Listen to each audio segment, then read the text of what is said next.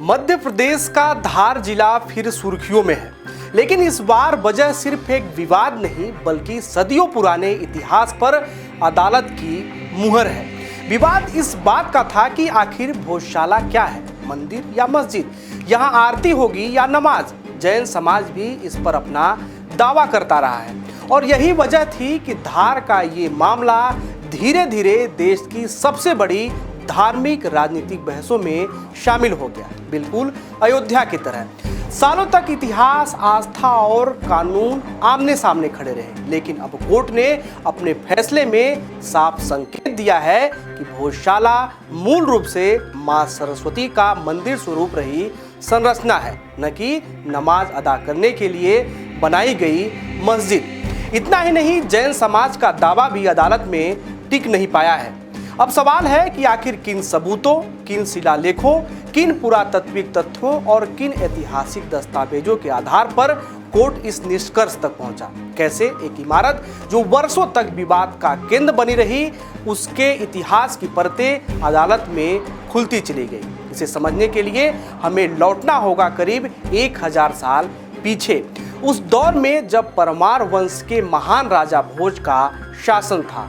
धार उसकी राजधानी थी और भोजशाला केवल एक इमारत नहीं बल्कि ज्ञान, संस्कृति और सनातन परंपरा का सबसे बड़ा केंद्र माना जाता था। कहा जाता है कि उस समय इसका महत्व वैसा ही था जैसा प्राचीन भारत में तक्षशिला और नालंदा का हुआ करता था। नमस्कार, मैं नीरज द्विवेदी और आज आपको डीप ड्राइव में भोजशाला से जुड़े हर उस सवाल का जवाब तलाशेंगे जो आपके मन में उठ रहे हैं। इस रिपोर्ट में हम आपको बताएंगे पूरा विवाद क्या था, हिंदू व मुस्लिम पक्ष ने क्या तर्क दिया, एएसआई ने अपनी रिपोर्ट में क्या कहा, साथ ही यह भी बताएंगे आखिर कैसे मां बागदेवी की मूर्ति लंदन से वापस आ सकती है। लेकिन उससे पहले एक नजर डालते हैं भोजशाला से जुड़े इतिहास पर। भोजशाला विवाद का इतिहास और समय रेखा। परमार राजा भोज द्वारा एक संस्कृत शिक्षा केंद्र के रूप में भोजशाला का निर्माण आक्रमणकारियों ने तोड़कर वहां कमाल मौला मस्जिद का रूप दिया। आजादी के बाद 1951 में इसे एएसआई ने संरक्षित स्मारक घोषित किया। 1952 से हिंदुओं ने यहाँ भोज दिवस मनाना शुरू किया और 1992 अयोध्या विध्वंस के बाद विवाद ने जोर पकड़ा। समझौता। 1994 के बाद समझौता हुआ। हिंदू हर मंगलवार और बसंत पंचमी पर पूजा करेंगे। मुस्लिम समुदाय हर शुक्रवार को नमाज अदा करेंगे। एएसआई सर्वे। 2024 में इंदौर हाई कोर्ट के आदेश पर एएसआई ने 98 दिनों तक वैज्ञानिक सर्वेक्षण किया। सर्वे में मंदिर से जुड़ी 94 मूर्तियां, प्रतिमाएं, परमार कालीन सिक्के और अन्य पुरातात्विक साक्ष्य मिले। फरवरी 2026 पूजा और नमाज एक दिन। फरवरी 2026 बसंत पंचमी का दिन। सुप्रीम कोर्ट ने दिया आदेश, हिंदू सुबह से शाम तक पूजा करेंगे, मुस्लिम समुदाय 1 बजे से 3 बजे तक नमाज।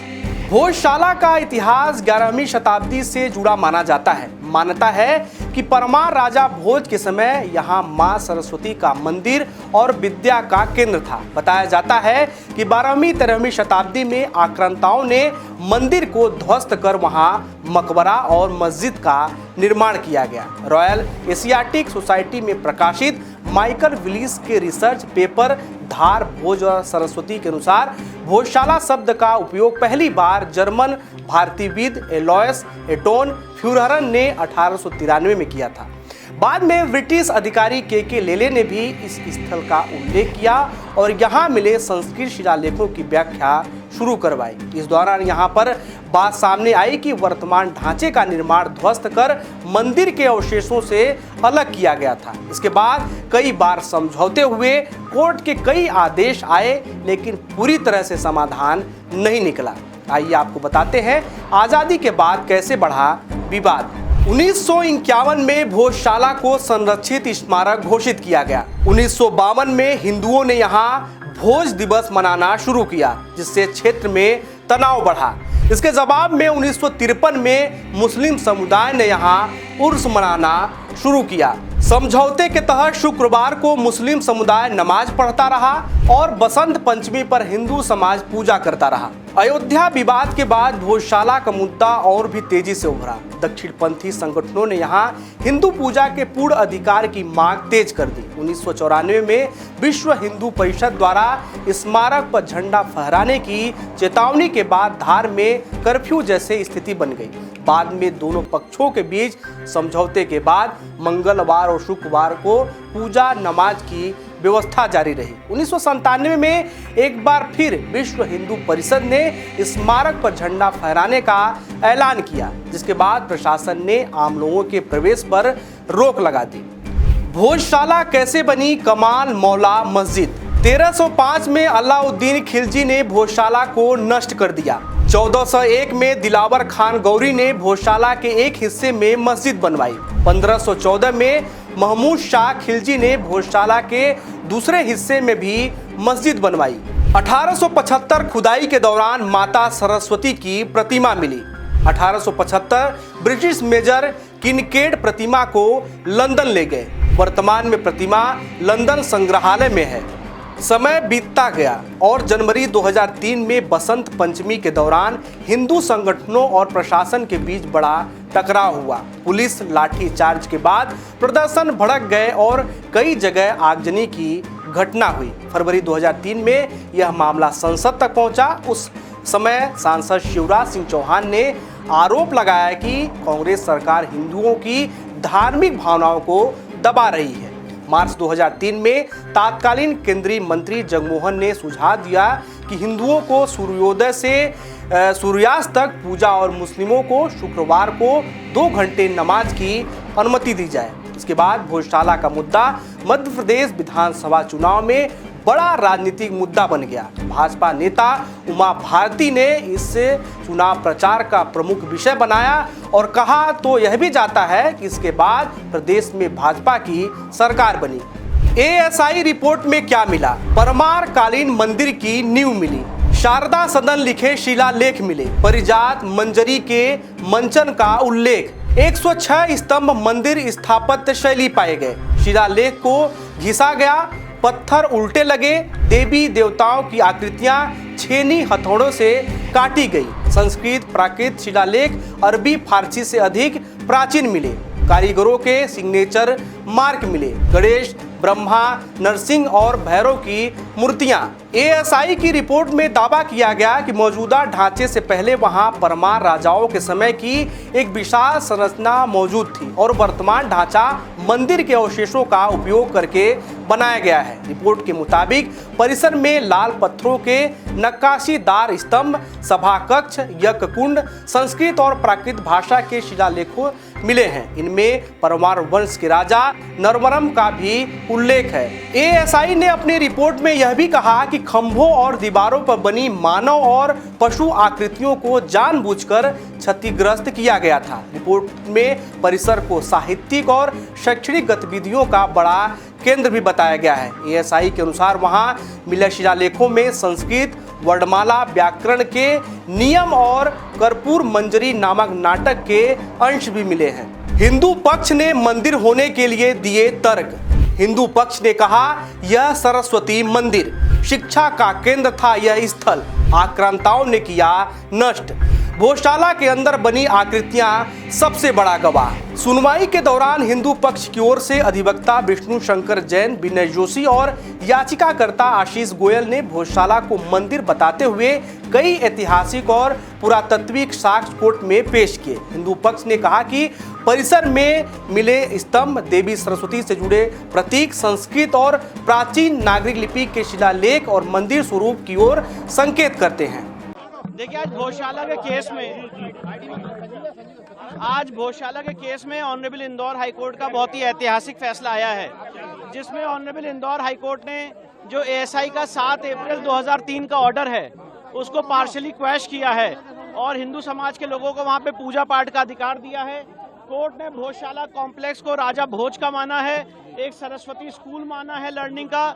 साथ ही साथ इसमें सबसे महत्वपूर्ण बात यह है कि भोजशाला के केस में जो हमारी मांग थी कि वहां से लंदन के म्यूजियम से मूर्ति वापस लाई जाए।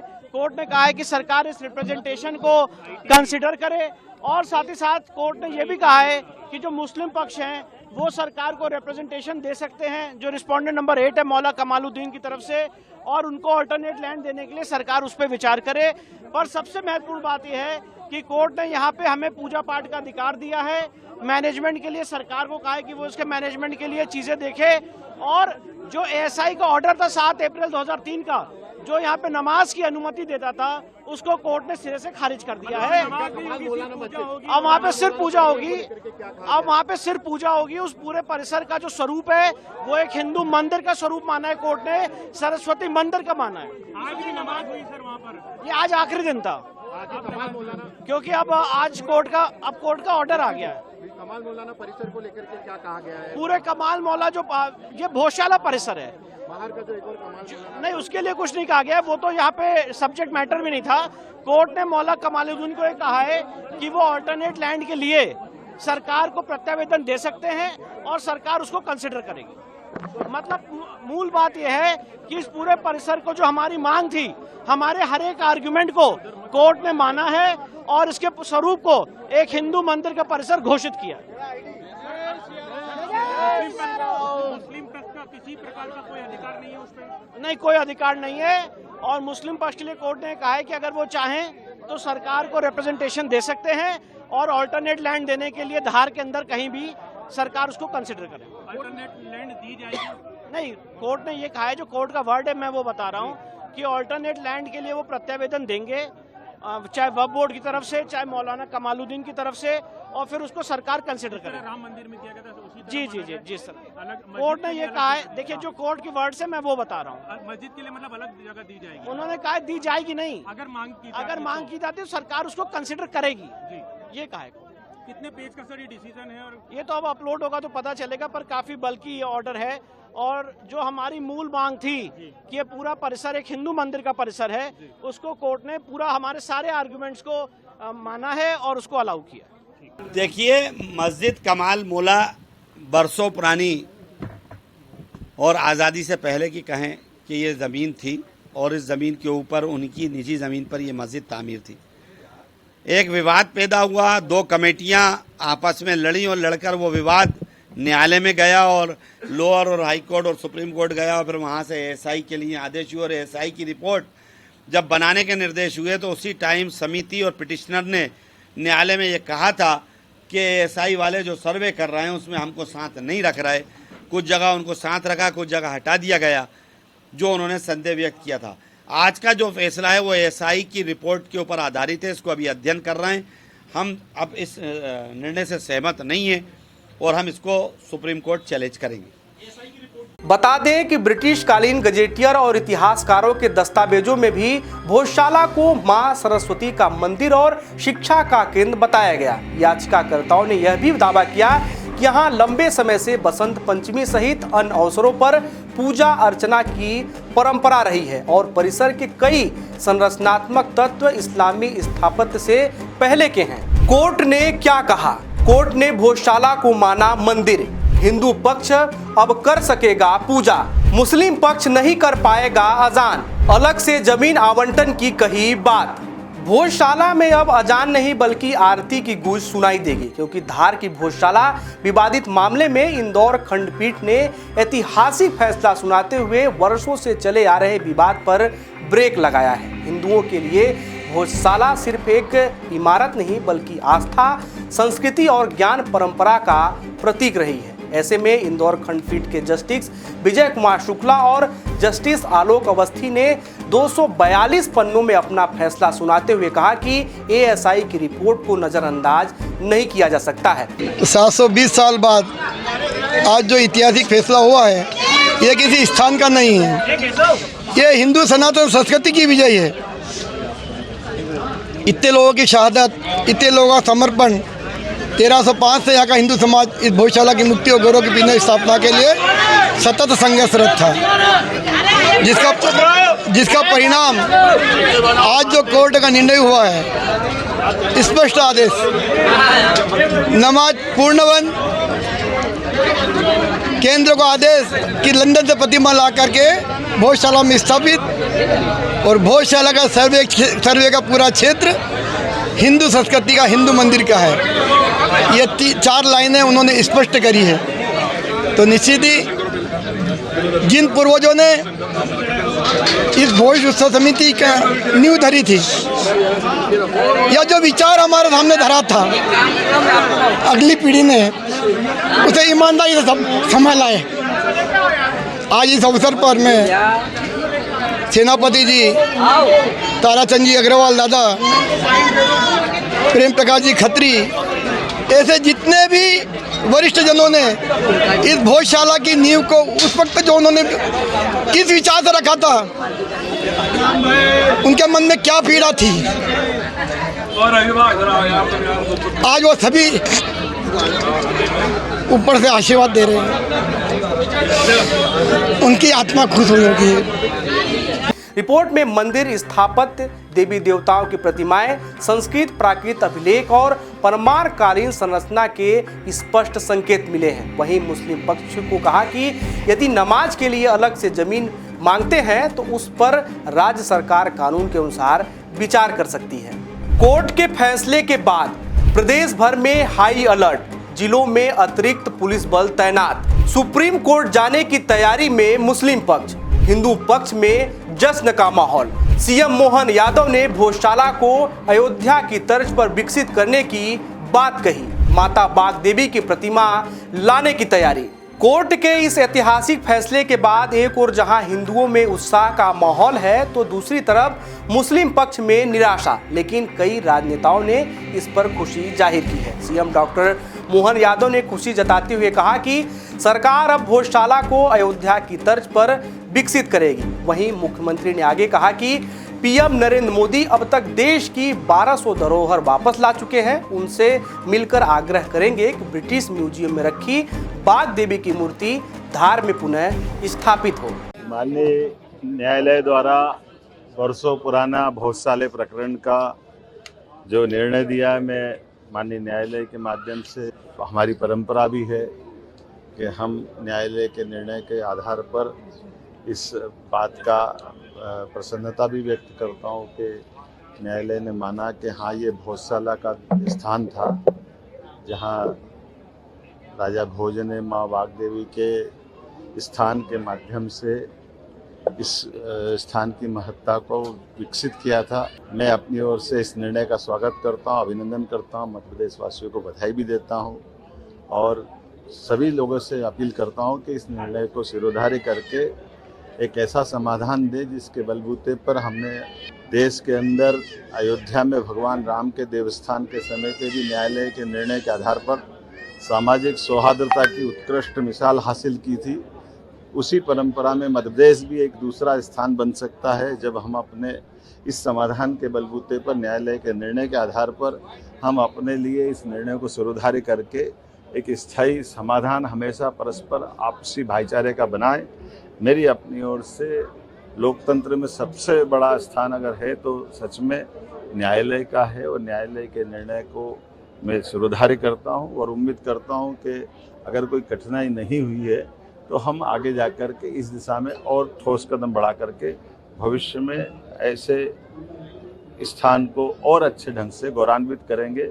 जो बाग देवी की प्रतिमा विदेश में है, हम यथायोग्य प्रकार से कानून सम्मत तरीके से उसको लाने का भी प्रबंधन करेंगे। सत्य कभी पराजित नहीं हो सकता, सत्य संघर्ष अवश्य करना पड़ता है। आज भारत के इतिहास में ये सच साबित हो रहा है कि भारत के सनातन हिंदू धर्म पर लगातार हमले होते रहे। मुगल आक्रमण कर आए, मंदिर तोड़े, मठ तोड़े, वेदों को जलाया, पुराणों को जलाया, लाखों करोड़ों हिंदुओं का रक्त इस जमीन पर गिरा, लेकिन हिंदू इसके बाद भी लड़ता रहा अपने धर्म के लिए, अपने हिंदुस्तान के लिए, अपनी संस्कृति के लिए।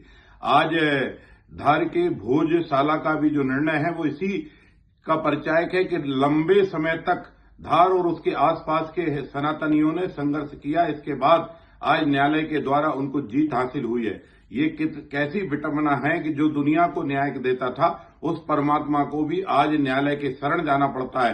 पर फिर भी न्यायालय के प्रति जो हमारी उदारता है, न्यायालय के प्रति जो हमारा दृढ़ विश्वास है कि सत्य जीतेगा, सत्य पराजित नहीं हो सकता, आज उस सत्य की जीत पर मैं करोड़ों हिंदुओं की कुर्बानी के बाद भी उन बलिदानी सूरवीरों को नमन करता हूं और सनातन की ये जो विजय हुई है, ये जो जीत हुई है, ये जो न्याय मिला है, इस न्याय का हम सम्मान करते हैं। हम उम्मीद करते हैं कि मुसलमान इस परिस्थिति को समझेंगे और जहां जहां हिंदुओं के स्मृति चिन्ह हैं, जहां जहां हिंदुओं के मंदिर हैं, जिन मंदिरों को औरंगजेब ने, अकबर ने, बाबर ने, हुमायूं ने, गजनवी ने, इन लुटेरों ने आकर तोड़ा है, इन मंदिरों को वो हिंदुओं को फिर से वापस करके दोस्ती का हाथ बढ़ाएंगे। अगर ऐसा नहीं हुआ तो न्यायालय की लड़ाई हिंदू लड़ता रहेगा, अपने धर्म का विजय की परचम फहराता रहेगा। हमें भरोसा है कि सत्य जीतेगा, न्याय जीतेगा, प्रमाण जीतेंगे। धार की भोजशाला ने भी ये साबित कर दिया। धार की भोजशाला जहां पत्थरों में इतिहास दर्ज है, जहां आस्था और अधिकार की लड़ाई दशकों से जारी है। हाई कोर्ट के फैसले ने एक पक्ष में उत्साह की लहर जरूर पैदा की है, लेकिन विवाद की आखिरी लकीर अभी खींची नहीं है। अब निगाहें सुप्रीम कोर्ट पर टिकेंगी, जहां तय होगा कि भोजशाला की विरासत, पहचान और अधिकार की इस सबसे बड़ी लड़ाई का अंतिम अध्याय क्या होगा। यानी भोजशाला पर फैसला आया जरूर है, लेकिन अंतिम फैसला अभी बाकी है। मैं नीरज द्विवेदी आपसे विदा लेता हूं। डीप डाइव में आज के लिए फिलहाल इतना ही। ऐसे ही डीप डाइव में और भी महत्वपूर्ण जानकारियों के लिए, खबरों के लिए देखते रहिए TV27 न्यूज। नमस्कार।